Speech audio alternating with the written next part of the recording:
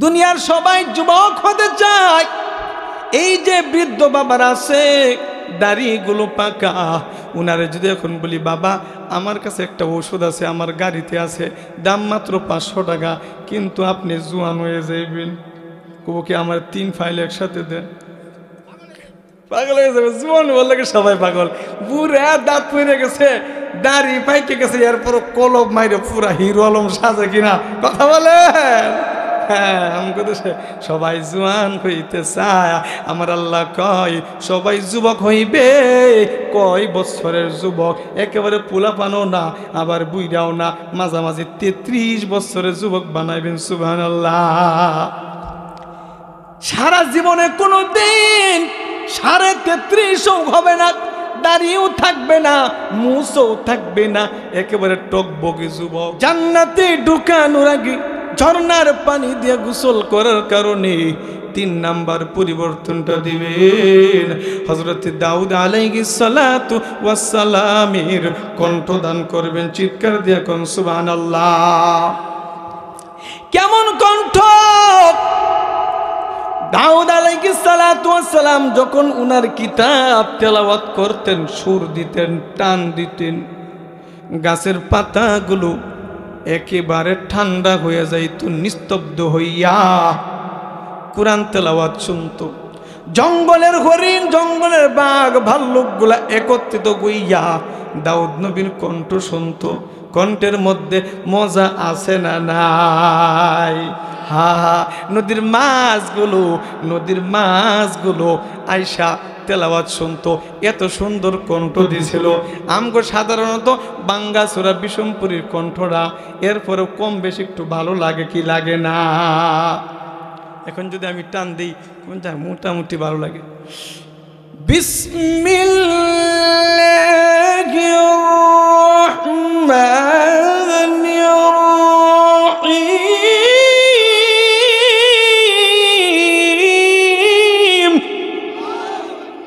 এই যে সুরটা দিছি, ভাল লাগছে কিনা?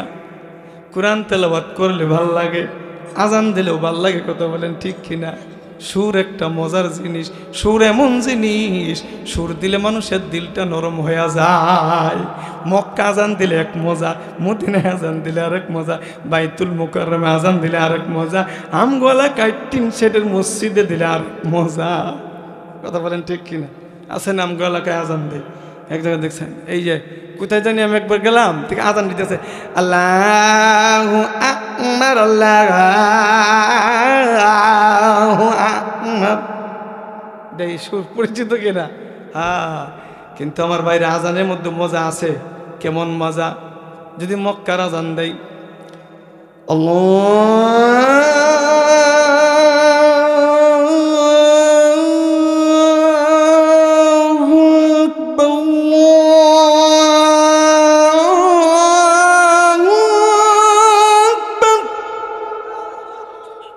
কণ্ঠে মজা আছে না নাই? এরপরে যদি অন্য সুর দেই, আল্লাহু আকবার, আল্লাহু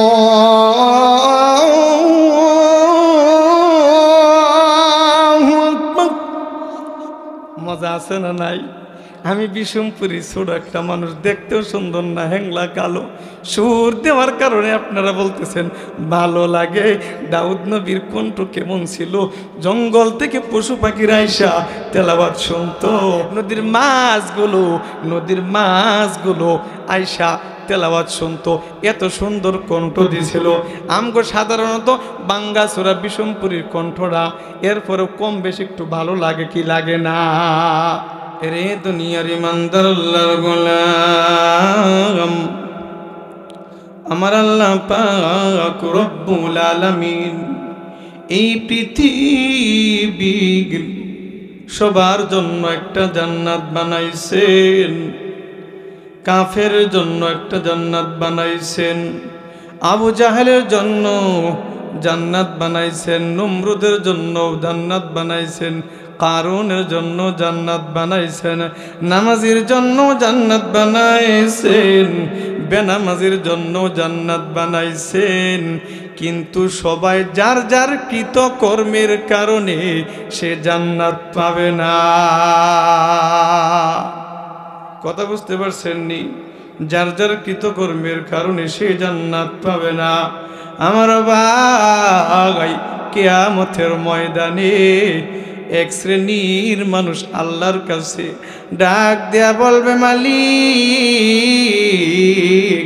গিয়েছিলাম 5 কাঠা মাদ্রাসার বয়ানে, সাইদুল ইসলাম বিশমপুরি সাহেবের বয়ানের মাধ্যমে শুনছিলাম সবার জন্য নাকি একটা জান্নাত বানাইছেন। আল্লাহ, তাহলে আমার জন্য তো একটা জান্নাত বানাইছেন। ও আল্লাহ, আমার জান্নাত দেন, কঠিন মুসিবতের দিনে আমি জান্নাতে ঢুকে পড়ব। জান্নাতের টিকিটটা দেন, জান্নাতের টিকিট দেন। আমার ভাই ও পর্দার অন্তরের মা, এরপরে আল্লাহর পক্ষ থেকে একটা ঘোষণা আসবে। কে যেন ডাক দেয়া বলবে, না না না, তুমি চাইলেই কিন্তু জান্নাত পাইবা না। জান্নাত পাওয়ার জন্য একটা শর্ত আছে। কি শর্ত? জান্নাত পাইতে হইলে আগে ঈমানের টিকিট জমা দেওয়া লাগবে। ঈমানের টিকিট জমা দিবা, এরপরে তুমি জান্নাতের টিকিট পাইবা। সুবহানাল্লাহ। তাহলে বলেন, জান্নাত পাইতে হলে কিসের টিকিট জমা দেওয়া লাগবে? খালি যারা কইছেন তারাই জমা দেওয়া লাগবে, আর বাকিরা দেওয়া লাগবে না। এমনি ফটফটায় সেলসেলায় জান্নাতে যাবো নাকি? হ্যাঁ, সবারই দেওয়া লাগবো। আমি বিশমপুরের দেওয়া লাগবো, আপনারাও দেওয়া লাগবো, প্রধানমন্ত্রীরও দেওয়া লাগবো, কালো মানুষেরও দেওয়া লাগবো, সুন্দর মানুষেরও দেওয়া লাগবো, শিক্ষিত মানুষেরও দেওয়া লাগবো, মূর্খ মানুষেরও দেওয়া লাগবো। ঈমানের টিকিট জমা দেওয়া লাগবে আমার ভাই। আর যেই ব্যক্তি ঈমানের টিকিট জমা দিবে সেই ব্যক্তি হবে বড় ভাগ্যবান। সুবহানাল্লাহ। আল্লাহ পাক বলেন, লা ইয়াস্তাবি আসহাবুন নারি ওয়াসহাবুল জান্নাহ। আমার আল্লাহ নিজে কয়, যারা জান্নাতি আর যারা জাহান্নামী তারা কোনো দিন এক হতে পারে না। সুবহানাল্লাহ। শিক্ষিত আর মূর্খ যেমন এক হতে পারে না, জ্ঞানী আর বেকল যেমন এক হতে পারে না, ভালো মানুষ আর খারাপ মানুষ যেমন এক হতে পারে না, এমনি ভাবে জান্নাতি আর জাহান্নামী কোনো দিন এক হতে পারে না। কারণ আসহাবুল জান্নাতি হুমুল ফাইজুন।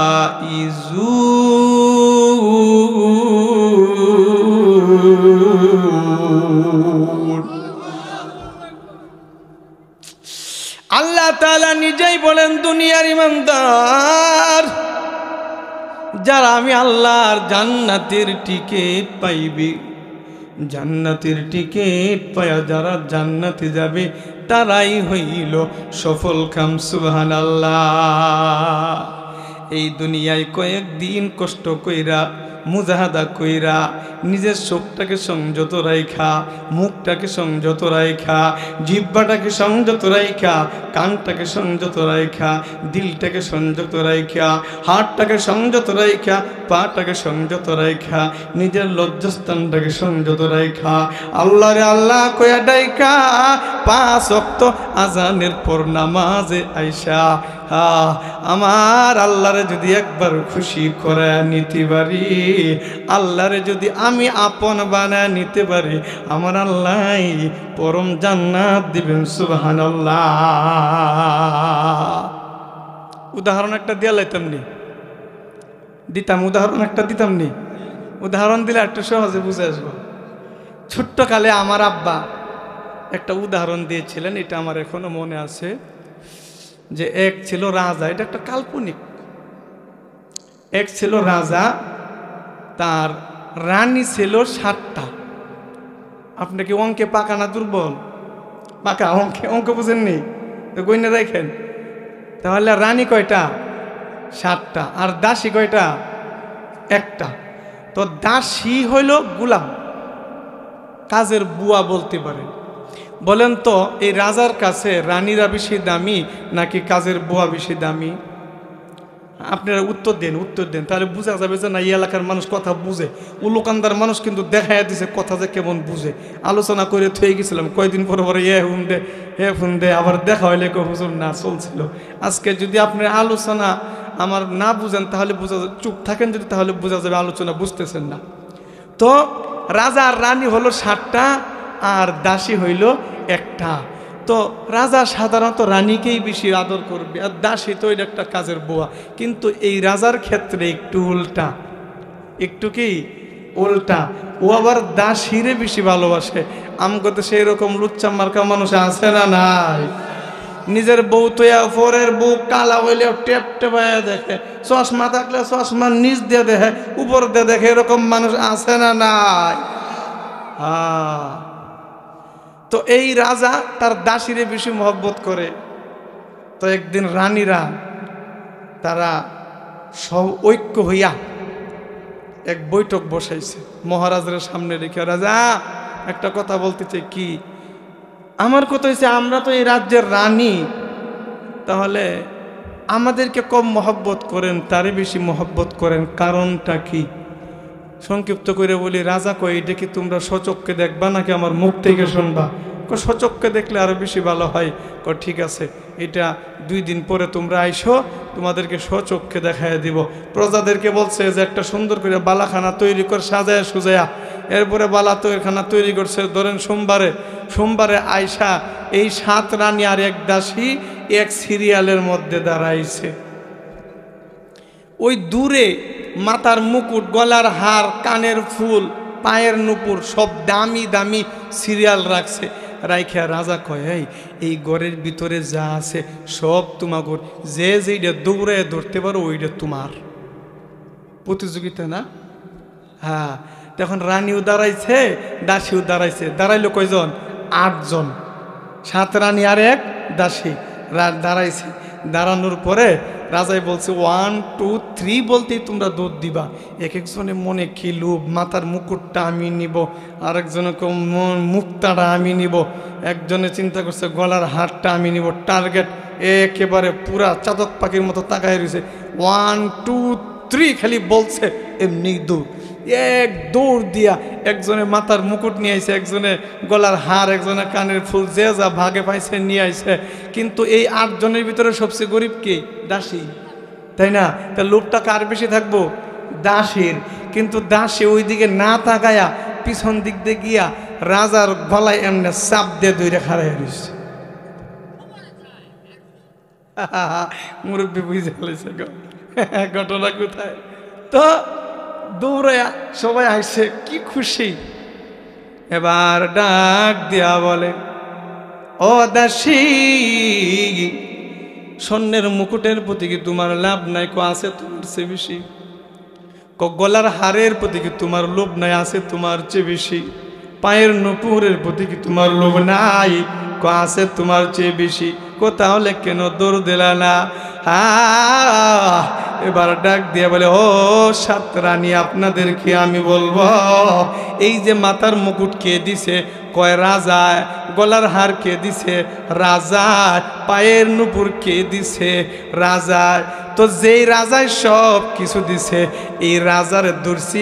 রাজা যদি আমার হইয়া যায়, পুরা রাজ্য আমার। সুবহানাল্লাহ। जन्नत दोज़ख से या रब क्या करो, जन्नत दोज़ख से या रब क्या करो, आरज़ू है मैं तुझे देखा करो, आरज़ू है मैं तुझे देखा करो। बोलें अल्लाहु अकबर। জান্নাত দিয়ে আমি কি করব, জাহান্নাম দিয়ে আমি কি করব? দুনিয়ার শান শৌকত, টাকা পয়সা, নারী গাড়ি বাড়ির পিছনে আমি দৌড়ে কি করব? আমার আহকামুল হাকিমিন, যিনি জান্নাত বানাইছেন, যিনি জাহান্নাম বানাইছেন, যিনি এই পৃথিবী বানাইছেন, যার কথায় যা সেকেন্ড না আরো দ্রুত সারা পৃথিবী যে কথায় সাথে সাথে পালন করতে সারা পৃথিবী বাধ্য, ওই আসমান জমিনের মালিক যদি আমার হয়ে যায়, পৃথিবী আমার। সুবহানাল্লাহ। তো আলোচনা চলবে ইনশাল্লাহ, থাকবেন না দৌড় দিবেন? থাকবেন। হ্যাঁ আমার ভাইরা, বলতেছিলাম মালিকরে যদি একটু সন্তুষ্ট কইরা যাইতে পারি, আমার আল্লাহ কি দিবেন? জান্নাত দিবেন, জান্নাত। ভাইজান, আল্লাহ পাক রব্বুল আলামিন যে জান্নাত দিবেন, এই জান্নাত সম্পর্কে কুরআনুল কারীমের মধ্যে অনেক আয়াত আছে, আল্লাহ বর্ণনা করেছেন। আপনার আমার নবী, দয়ার নবী, অনেক হাদিস বর্ণনা করেছেন। আল্লাহ পাক রব্বুল আলামিন যেই জান্নাতে দিবেন। আপনারা উঠতেছেন, কোন আলোচনা কি ভালো লাগতেছে না নাকি? এমন করতেছেন কে? না এত না, ও আচ্ছা আচ্ছা, না আমি ভাবছি আবার ওই মৌমাছি ঢুকছে কিনা, সবাই একসাথে নাড়াচাড়া শুরু করছেন। মৌমাছি ঢুকলে যেমন করে, তাই আপনারা নাড়াচাড়া করেন না। নাড়াচাড়া করলে এই যে দেখেন আমার আলোচনা এলোমেলো হয়ে গেছে। চুপ করে থাকবেন। আল্লাহ রাসূল সাল্লাল্লাহু আলাইহি সাল্লাম আলোচনা করতেন এইভাবে, সাহাবীরা এমনভাবে থাকতে যে পাখিরা এসে মনে করতো মনে হয় এটা কোনো গাছ, আইসা মাথার উপরে বসে যেত। সুবহানাল্লাহ। তো আমি সারা রাত তো আলোচনা করবো না, যতটুকু আলোচনা করি আপনারা এই যে ব্যাঘাত সৃষ্টি করেন না, একটু চুপ করে বসেন ধৈর্য ধরে। আমার ভাইরা, আল্লাহ পাক রব্বুল আলামিন যেই জান্নাত আমাদেরকে দিবে, এই জান্নাতের সামনে দুইটা ঝর্ণা আছে। সুবহানাল্লাহ। বলেন কয়টা ঝর্ণা? দুইটা ঝর্ণা। এত সুন্দর ঝর্ণা আল্লাহ পাক রব্বুল আলামিন মানুষকে জান্নাতে ঢুকানোর আগে এই দুই ঝর্ণার পানি দিয়া বান্দাকে গোসল করাইবেন। সুবহানাল্লাহ। ও মুমিন, এই জান্নাতের সামনে যেই ঝর্ণা আছে, এই ঝর্ণার পানি দিয়ে গোসল করার কারণে, একটা ঝর্ণার পানি দিয়ে গোসল করার কারণে মানুষের ভিতরে দুনিয়া বিজ্ঞানী স্বভাব চরিত্র আসলে সব দূর হয়ে যাবে। সুবহানাল্লাহ। মিথ্যা কথা আর বলবে না, আর তো সুদ খাওয়ার তো সুযোগই নাই। ভিতরে যে প্রতিহিংসা ছিল, হিংসা ছিল, গুনার অভ্যাস ছিল, এই সব কিছু দূর হয়ে যাবে এই ঝর্ণার পানি দিয়া গোসল করার কারণে। আর দ্বিতীয় ঝর্ণার পানি দিয়া গোসল করার কারণে আমার আল্লাহ একটা মানুষের মধ্যে 5টা পরিবর্তন দান করবেন। সুবহানাল্লাহ। বলেন তো জান্নাতে যাইতে চেয়ে কে চাই? হাত উঠে দেখান। আল্লাহ সবাইকে কবুল করো। হ্যাঁ, ভালো কথা শুনলেও মজা লাগে। আজকে জান্নাতের এমন আলোচনা করব, মনে মনে হইলেও আপনার যাইতে মন চাইবে, ঠোঁট বন্ধ কইরে হইলেও জিহ্বাটা একটু নাড়াচাড়া করবে। আমার আল্লাহ জান্নাতে এত বড় নিয়ামত দান করছেন। 5টা পরিবর্তন আগে একটু জানায় নেই জান্নাতটা কেমন। আমার ভাই, আল্লাহ নবী সাল্লাল্লাহু আলাইহি ওয়াসাল্লাম জানায় দেন, ইউরা যাহিরুহা ওয়া বাতিনুহা। আল্লাহু আকবার। আল্লাহর নবী কয় জান্নাতটা এত সুন্দর, ভিতর থেকে বাহির দেখা যায়, আবার বাহির থেকে জান্নাতের ভিতর দেখা যায়। সুবহানাল্লাহ। ও পাঁচকাড়াবাসী, আমার আল্লাহ জান্নাতের মধ্যে এত এত নিয়ামত দিয়েছেন। এখান থেকে আপনারা ওয়াজ শোনার পরে পুকুরে যদি যান একটু ওযু করার জন্য, হঠাৎ করে বিশাল একটা মাছ যদি আইসা আপনাকে আসসালামু আলাইকুম, ভাল লাগবে না? ডরাইবেন। এরপরে যদি কয় ও আল্লাহর বান্দা, ওয়াজ শুনতে আইসো, ভাল লাগছে, আমারে নিয়ে যাও বাড়িতে, নিয়ে বিবি বাচ্চা হইলে বুনা কইরে খাও, খুশি না বেজার? মাগনা মাছ যদি আসে খুশি সবাই। আমার ভাই, জান্নাতের ভিতরে এরকম পুকুর আছে, পুকুর পানিগুলা হইল সবুজ, আর এই পানির মধ্যে বিভিন্ন কালারের মাছ থাকবে, সোনালি কালার মাছ। এত সুন্দর মাছ তাকায়া থাকতে মন চাইবে, হায় হায় তাকায়া থাকতে মন চাইবে। বান্দা মনে মনে চিন্তা করবে, হায় হায় হায় হায়, যদি মাছটা খাইতে পারতাম, মাছটা খাইতে পারতাম। বলার সাথে সাথে মাছ ডাক দিয়া বলবে, আসসালামু আলাইকুম ইয়া আহলাল জান্নাহ, হে জান্নাতবাসী, আমারে খাইতে চাও বুঝলাম, তুমি কি বুনা খাইবা নাকি ঝোল খাইবা? আল্লাহু আকবার। বান্দায় খালি বলবে, আমি বোনা খাবো, সাথেই সাথে এই মাছ বোনা হইয়া প্লেটের মধ্যে চলে আসবে। এরপরে বান্দা খাইবে, কাঁটাগুলা রাইখা দিবে, এই কাঁটাগুলা থেকে আবার মাছ হইয়া পানিতে নাইমা যাইবে। আল্লাহ নবী সাল্লাল্লাহু আলাইহি ওয়াসাল্লাম বলেন, দুনিয়ার উম্মতের দল, জান্নাতের ভিতরে বড়ই গাছ থাকবে বিশাল বড় বড়, এক একটা বড়ের ওজন হবে 12 মণ। বোন সুক্কা থাকবো নাকি মিষ্টি? আমগো দেশে মাঝে মাঝে এমন বড়ই গাছ দেখা যায়, একটু খাওয়ার বাকিটাই রইছে। এর দ্বারা কি বুঝেন? বড়ই সুক্কা, বড় একটা লোহাই একটা আমাদের ভাইপালা সুক্কা নাকি। আর জান্নাতের ভিতরে 12 মণ ওজন একটা বড়ই। আবু জাহাল কয়, তাহলে তো ভালোই হইল।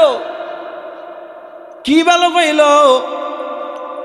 আবু জাহাল বলে, একটা বড়ই যদি 12 মণ ওজন হয়, মোহাম্মদ নবীর উম্মত বড়ই গাছের দিয়া যাইব আর খালি চিৎকাতে পড়বো আর খালি মরবো। হ্যাঁ, এই গাদা তো জানে না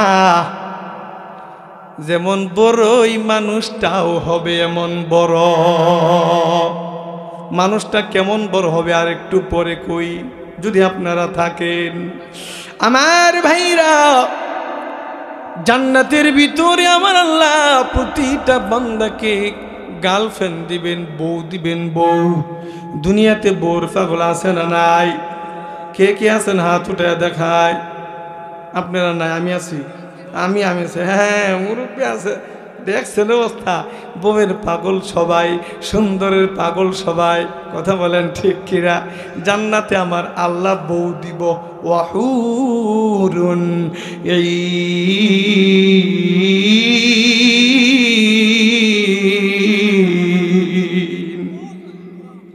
কি দিব? বউ দিব। যখন কি দিব? বউ দিব। বউ কোন কি দিব? বউ দিব। বউ কয়টা করে দিব? আমগো দেশের কাল্যাণী মতো দিবনি? হ্যাঁ, সুন্দর সুন্দর বউ আমার আল্লাহ দিব। এত সুন্দর বউ, এত সুন্দর বউ, হাজার হাজার পোশাক পরবে, বিভিন্ন কালারের কারুকার্য পোশাক পরবে। এরপরেও তার স্বামী হুরের দিকে তাকাবে, শরীরের রক্ত মাংস পর্যন্ত দেখা যাবে। সুবহানাল্লাহ। এখন এই বউ নিয়া নদীর পারে বৈশা বৈশা কাঁধে কাঁধ মিলায়া আলাপ করে, যেমন রমনা পার্কে হয়, আসেনি আমগো দেশে? কাঁধে কাঁধ মিলায়া বাদাম খাওয়ান মানুষ আছে না নাই? আছে। হ্যাঁ, বৈশা বৈশা বাদাম খাইতে থাকবে। হঠাৎ করে দেখবে পাখির জাক, সুন্দর সুন্দর পাখির জাক উইরা উইরা যায়। পাখির জাক উইরা যায়। মনে মনে চিন্তা করবে, হায় হায়, এখন যদি এই পাখিগুলা আমার কাছে আসতো আমি খাইতাম। পাখি ডাক দিয়ে বলবে, আব্দুল করিম, এরে আব্দুর রহিম, আল্লাহর বান্দা, তুমি যদি আমাদেরকে খাইতে চাও বলো, বুনা খাইবা নাকি বাজি খাইবা? আমি ফ্রাই খাবো। ফ্রাই ফ্রাই হইয়া প্লেটের মধ্যে চলে আসবে। সুবহানাল্লাহ। কোন আসার সাথে সাথে বান্দা খাবে, গার্লফ্রেন্ড লইয়া খাবে, দুইজনে মিল্লা। খাবার পর পাখিগুলা আবার উড়ে উড়ে চলে যাবে। জান্নাতের হুররা ডাক দিয়া বলবে, ও জান্নাতবাসী, ও স্বামী, এত দেরি করলা কেন? আরো আগে আইলা না কেন? আসো আমার কাছে আসো। 24 ঘন্টা নয়, আল্লাহ যত সময় দিবে তোমার খেদমতে নিয়োজিত। হুরেরা ডাকবে। আর আমগো দেশের কাল্যাণী বুড়িরা ডাকলে আয় না, কত বাহানা, এই সমস্যা এই সমস্যা, আজকে না কালকে। কথা বলেন ঠিক কিনা? আমগো দেশে বউরে ডাকলেও আসে না, অনেকে সম্পর্ক করে ডাকলে আসে না। কথা বলেন ঠিক কি না? ডাকে না, কয় কি কথা শুনে না। টাকা পয়সা খাইছে, প্রথম প্রথম লোভ দেখাইছে, লোভ দেখানোর পর টাকা পয়সা সব শেষ করছে, এখন ডাকে আর আসে না। তখন পাগলের মতো গান গা, ও টুনির মা তোমার টুনি কথা শুনে না, তোমার টুনিরে বুঝাও না। কথা বলেন ঠিক কি না? কিন্তু জান্নাতে এমন হবে না। জান্নাতের ভিতরে হুরেরা ডাকবে, স্বামী আসো। আল্লাহ এক একটা পুরুষে 100 মানুষের যৌবন শক্তি দান করবেন। সুবহানাল্লাহ। আরে মুরব্বীরা জুড়ে কই সুবহানাল্লাহ। কয়শো পুরুষের শক্তি দিবে। আর আমগো দেশের যুবক হাইটটা যায় নারে নারে তেরে নারে না। কথা বলেন ঠিক কিনা? হাসপাতালে গেলে দেখা যায় যুবকরা রুগী বেশি, জুয়ানরা ভালোই ছেলে। দেখবেন হারবাল খালি যদি ফেসবুকে অ্যাড দেয় তাহলে কমেন্টে বইরালে আমার একটা লাগবো, আমার একটা লাগবো। কথা বলেন ঠিক কিনা? এই সমস্যা আমগো দেশে আছে না নাই? কিন্তু আমার ভাই এত যৌবন শক্তি আমার আল্লাহ দিবি। আল্লাহ বলে আমার বান্দা দুনিয়াতে দুধ খায়া কোনোদিন তৃপ্তি মিটাইতে পারে না। আমার বান্দা মধু খায়া তৃপ্তি মিটাইতে পারে নাই। ফেরেশতাদেরকে দিয়ে আমার আল্লাহ এত বড় নহর বানাইছেন, ওই গুলিস্তানের বুড়িগঙ্গার মতো ময়লা পানি না, একদম সাদা স্বচ্ছ পানি। পাশে আবার আরেক নদী আছে, এইটা হইল দুধের, আরেক নদী হইল কের তাজরি মিন তাহতিহাল আনহার, খালি নহর, জান্নাতের তলদেশ দিয়ে নহর, সুন্দর পানি, একদম একুরেট মধু, দুধ। খালি খাইবা, ইচ্ছা মতো খাইবা, জনমের খাওয়া খাইবে, বান্দা মুরগি খাইবে, হাঁস খাইবে, গোস্ত খাইবে, দুধ খাইবে, খাইতে খাইতে পেট চলে যাবে কলমাকান্দা বাজারে। হ্যাঁ, কলমাকান্দা বাজারে এখন তো পেট পায়খানারও ব্যবস্থা নাই, প্রস্রাবের ব্যবস্থা নাই, পেট কেমনে খালি করবে? আমগো দেশে পেট যদি বেশি বইরা যায় তাহলে গ্যাসের ট্যাবলেট খাওয়া লাগে। কথা বলেন ঠিক কিনা? কিন্তু জান্নাতের মধ্যে তা হবে না। বান্দা শুধু ঢেকুর দিবে, ঢেকুর দিবে, সাথে সাথে পেট পরিষ্কার হয়ে যাবে। আল্লাহু আকবার। এই জান্নাতের মধ্যে কে কে যাইতে রাজি আছেন? 2 খানা হাত উঠা দেখায়া আল্লাহ আমাদের সবাইকে জান্নাতে যাওয়ার তৌফিক দিও, আমিন। বলতেছিলাম জান্নাতে যাওয়ার আগে 2টা নহর, এই 2টা নহরে গোসল করার সাথে সাথে বান্দার বডির মধ্যে 5টা পরিবর্তন আসবে। 1 নাম্বার পরিবর্তন, আমার আল্লাহ আদম আলাইহিস সালাতু ওয়াস সালামের বডি আপনারে আমারে দিবে। আল্লাহু আকবার বলেন। দুনিয়াতে সবাই লম্বার পাগল কিনা বলেন? লম্বার পাগল। রাস্তা দিয়ে লম্বা মনে হাইটে গেলে তাকায় থাকতে মন চায়। আমি একবার টঙ্গী গেছিলাম মসজিদে, কাকরাইল মসজিদে, আমার পাশে এক লোক দাঁড়াইছে, বিশাল লম্বা, মুসাফা করলে এমনি মুসাফা করন লাগে। লম্বার পাগল। দিনের সমস্ত খাটো মানুষগুলা চায় আমি যদি আর মাত্র 4 ইঞ্চি লম্বা হইতাম তাহলে আরো কত ভালো হইতো। বিয়ে করার জন্য গেলে আগে দেখো লম্বা, এরপরে দেখো সুন্দর। কথা বলেন ঠিক কিনা? লম্বা থাকলে শরীরে একটা শক্তি থাকে বেশি, হেলায়া দোলায়া হাঁটে লম্বা থাকলে। কথা বলেন ঠিক কিনা? আদম আলাইহিস সালাতু ওয়াস সালামের বডি আমার আল্লাহ দিবে। বডি কতটুক লম্বা জানেননি? 60 গজ। কয় গজ? 60 গজ, অর্থাৎ 120 হাত লম্বা। 120 হাত লম্বা মানুষটা যদি কলমাকান্দা দিয়ে যা, টাওয়ারটা কই থাকবো তার? কলমাকান্দা গ্রামীণ বাংলা লিঙ্ক টাওয়ারটা কই থাকবো? গলার নিচে না থাকবো? যদি লাত্তি একটা দিয়ে চিত্ত গাঙ্গে পড়বো নি। কথা বলেন ঠিক কেনা? হ্যাঁ, একটা শক্তিও থাকবো, আবার লম্বা থাকবো। আমার ভাই জাগান।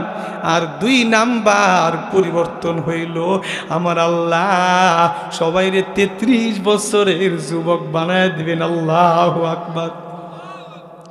দুনিয়ার সবাই যুবক হতে চায়।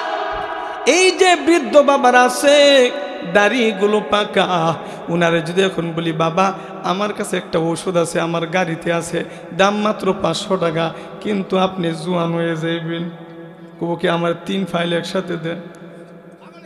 পাগল হয়ে যাবে, জীবন বললে সবাই পাগল। বুড়া দাঁত পড়ে গেছে, দাড়ি পাইকে গেছে, এরপর কলব মাইরে পুরা হিরো আলম সাজে কিনা কথা বলে। হ্যাঁ, আমাকে তো সবাই জোয়ান হইতে চায়। আমার আল্লাহ কয় সবাই যুবক হইবে। কয় বছরের যুবক? একেবারে পোলাপানও না, আবার বুইরাও না, মাঝামাঝি 33 বছরের যুবক বানাইবেন। সুবহানাল্লাহ। সারা জীবনে কোনো দিন 33.5 হবে না, দাড়িও থাকবে না, মুছও থাকবে না, একেবারে টকবকে যুবক। মানে আপনারা মনে মনে কইতে পারেন যে দাড়ি থাকবো না, তাহলে আমাকে দুনিয়ায় দাড়িকে লেগা। ঢাকা দুহার এক ব্যক্তি, বাস্তব ঘটনা, আমার কয় হুজুর কথা একটা কইতাম, কইলেন কন? আচ্ছা আমি দাড়ি রাখেন। আমি বলছি যে ভাই আপনি দাড়িকে লেগে রাখেন না। কয় আল্লাহ তো জান্নাতের ভিতরে দাড়ি রাখবো না, দাড়ি থাকবো না কারো, তাহলে আমি দাড়ি রাখবো কে লেগে? মিথ্যা কথা না, আমি নিজে বললাম, আল্লাহ আমার মাথায় ঢাইলে দিছে। আমি বললাম জান্নাতে তো প্রস্রাব পায়খানা হবো না, আপনি হাগেন কে লেগে? আমার ভাই যান 33.5 হবে না, পুরা টকবকে যুবক থাকবে। বলেন যুবক একটা মানুষ যদি সুস্থ থাকে, তার মনের ভিতরে আনন্দ থাকে, কথা বলেন ঠিক কিনা? 3 নাম্বার, আমার আল্লাহ জান্নাতে ঢুকানোর আগে ঝর্ণার পানি দিয়ে গোসল করার কারণে 3 নাম্বার পরিবর্তনটা দিবেন। হযরত দাউদ আলাইহিস সালাতু ওয়াস সালামের কণ্ঠদান করবেন। চিৎকার দিয়ে কোন সুবহানাল্লাহ। কেমন কণ্ঠ! দাউদ আলাইহিস সালাতু ওয়াস সালাম যখন উনার কিতাব তেলাওয়াত করতেন, সুর দিতেন, টান দিতেন, গাছের পাতাগুলো একেবারে ঠান্ডা হয়ে যাইত, নিস্তব্ধ হইয়া কুরআন তেলাওয়াত শুনতো। জঙ্গলের হরিণ, জঙ্গলের বাঘ, ভাল্লুকগুলা একত্রিত হইয়া দাউদ নবীর কণ্ঠ শুনতো। কণ্ঠের মধ্যে মজা আছে না নাই? হা হা।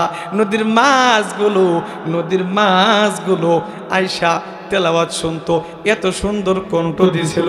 আমগো সাধারণত বাঙ্গা সুরা বিষমপুরীর কণ্ঠটা এরপরে কম বেশি একটু ভালো লাগে কি লাগে না? এখন যদি আমি টান দিই, কোনটা মোটামুটি ভালো লাগে?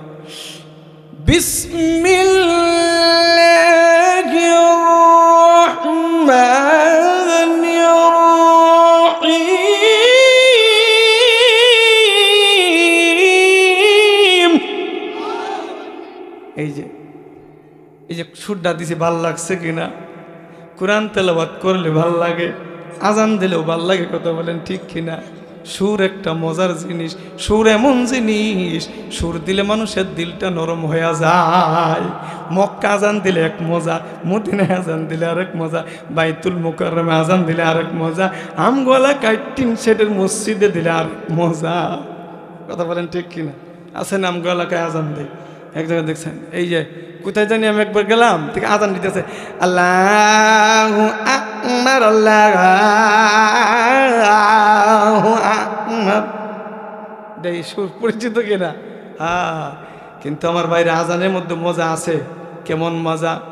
যদি মক্কার আজান দেয়,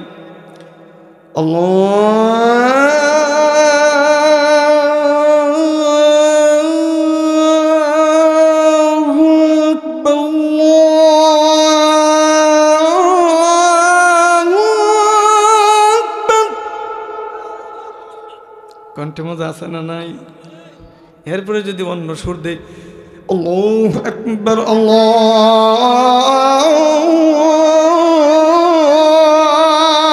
আকবার, মজা আছে না নাই? আমি বিষমপুরি ছোট একটা মানুষ, দেখতেও সুন্দর না, হ্যাংলা কালো। সুর দেওয়ার কারণে আপনারা বলতেছেন ভালো লাগে। দাউদ নবীর কণ্ঠ কেমন ছিল? জঙ্গল থেকে পশু পাখির আইসা তেলাওয়াত শুনতো।